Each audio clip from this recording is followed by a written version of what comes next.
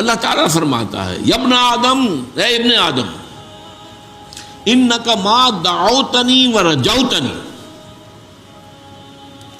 تو جب تک مجھے پکارتا رہے گا اور مجھ سے امید باندھے رکھے گا، غفرت لک علی ما کان منک ولا ابالی، میں تجھے معاف کر دوں گا جو بھی کچھ ہوگا تیرے پاس، جتنے گناہوں کا بار تو لے کر آ جائے گا۔ اور بڑا پیارا لفظ ولا ابالی، اور مجھے اس کی کوئی پرواہ نہیں ہے۔ اے میرے بندے، اے آدم کے نسل، اے ابن آدم، اگر تیرے گناہ آسمان تک پہنچ جائیں، ان کا انبار اتنا ہو کہ آسمانوں کو چھو رہا ہو، اور کہ پھر بھی تم مجھ سے استغفار کرے گا تو میں تجھے معاف کر دوں گا۔ اگر تو میرے پاس حاضر ہوگا زمین کے حجم جتنے گناہ لے کر، ثم لقیتنی، اور پھر تو مجھ سے ملاقات کرے گا، اب آ گیا وہ لفظ استثناء والا، لا تشرک بی شیئا، یہ شرط پوری کرتے ہوئے کہ میرے ساتھ شرک میں ملوث نہیں۔ یہ میں نے آیت پڑھی آپ کے سامنے کہ 2 مرتبہ آیا سورہ نساء میں، ان اللہ لا یغفر ان یشرک بہ، اللہ اسے تو ہرگز معاف نہیں کرے گا کہ اس کے ساتھ شرک کیا جائے۔ فرش التراب يضمني وهو غطاء،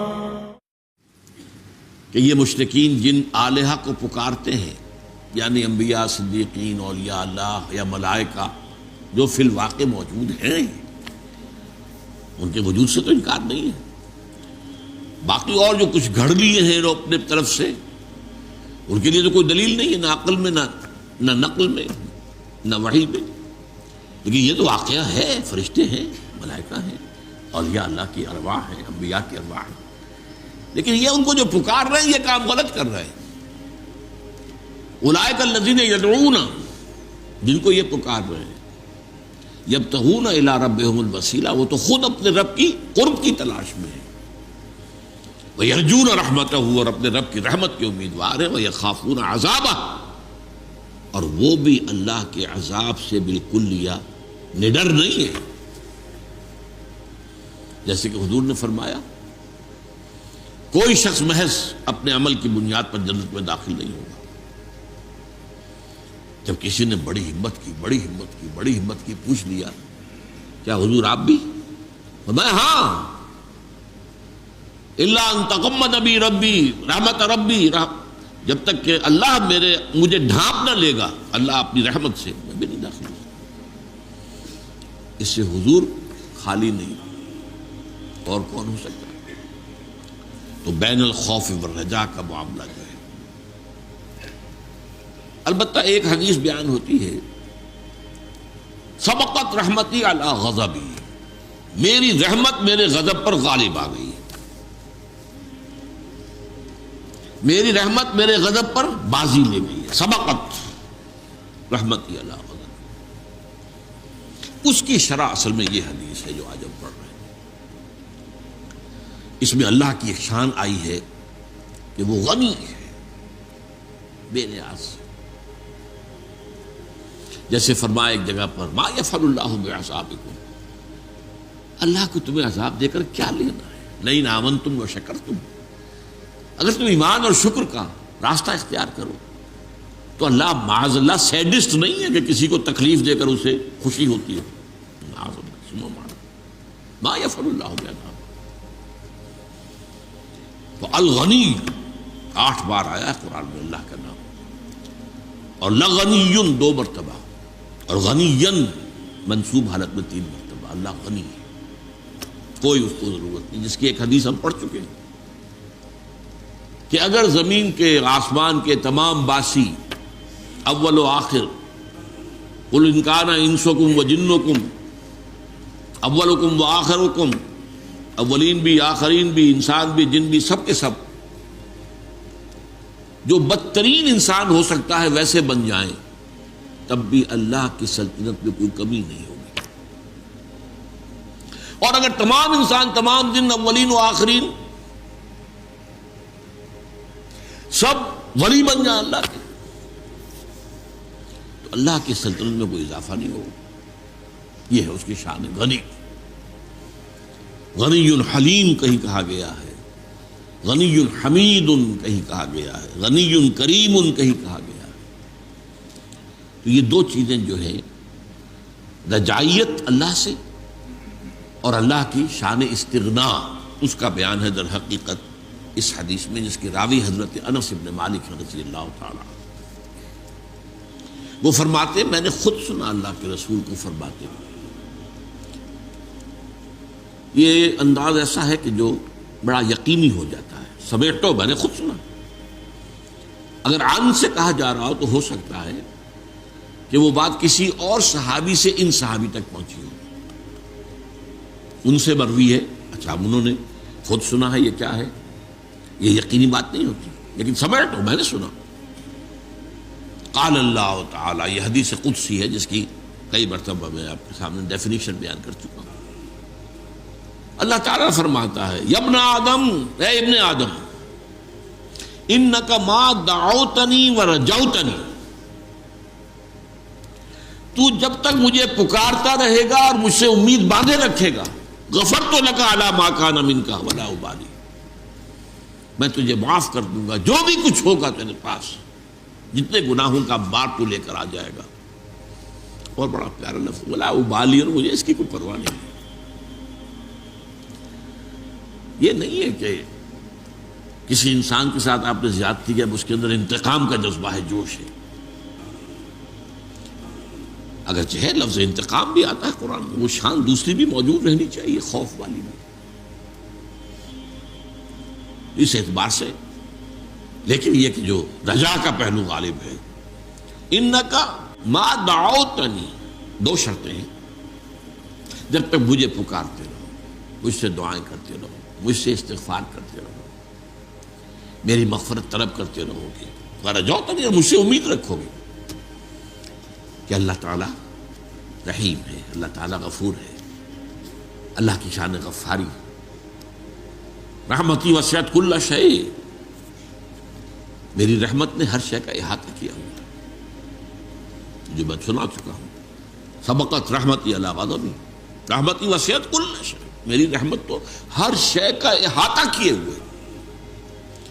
تو جب تک مجھے پکارتے رہو گے اور مجھ سے امیدوار رہو گے، غفرت لک علی ما کان منک، تو جو بھی کچھ تجھ میں سے ہوگا، جو خرابیاں، جو برائیاں، جو گناہ، میں تجھے معاف کر دوں گا، ولا ابالی، اور مجھے اس کی کوئی پرواہ نہیں ہوگی۔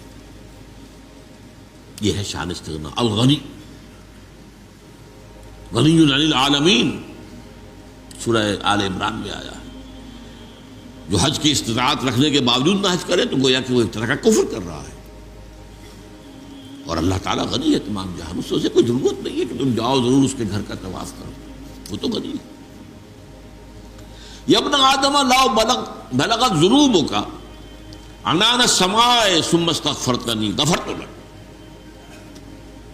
اے میرے بندے، اے آدم کے نسل، اے ابن آدم، اگر تیرے گناہ آسمان تک پہنچ جائیں،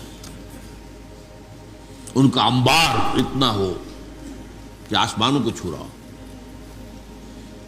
اور کہ پھر بھی تم مجھ سے استغفار کرے گا تو میں تجھے معاف کر دوں گا۔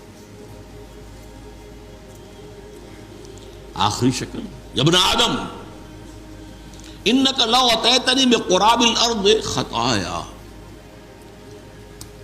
اگر تو میرے پاس حاضر ہوگا زمین کے حجم جتنے گناہ لے کر،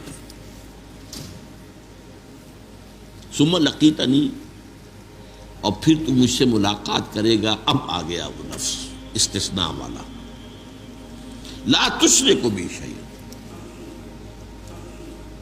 یہ شرط پوری کرتے ہوئے کہ میرے ساتھ شرک میں ملوث نہیں۔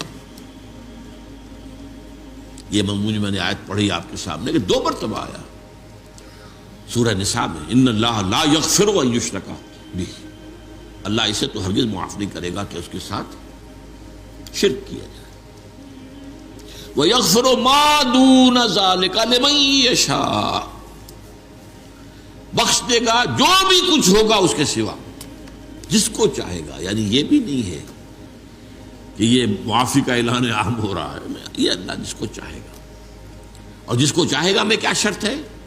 اللہ ہی کو پکارتا رہا ہو، کسی اور کو نہ پکارا ہو،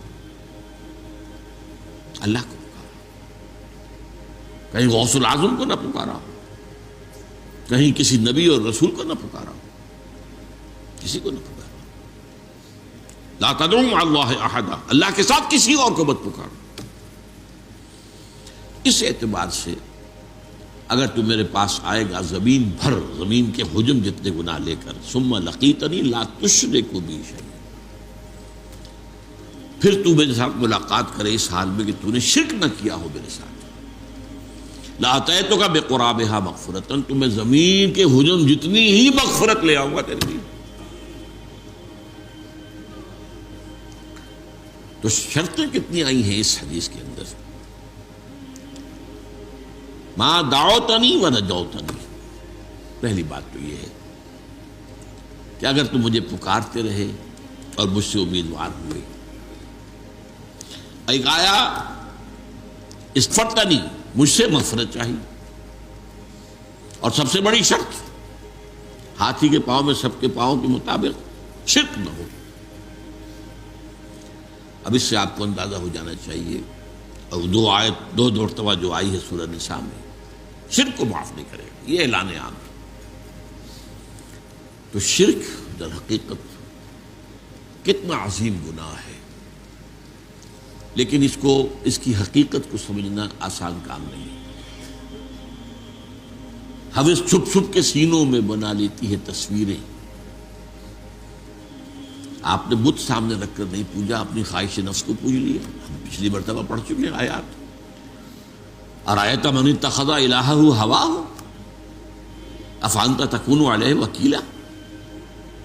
ہے نبی، آپ نے غور کیا اس شخص کے حال پر جس نے اپنی خواہش نفس کو اپنا معبود بنا لیا ہے، اس کو پوج رہا ہے.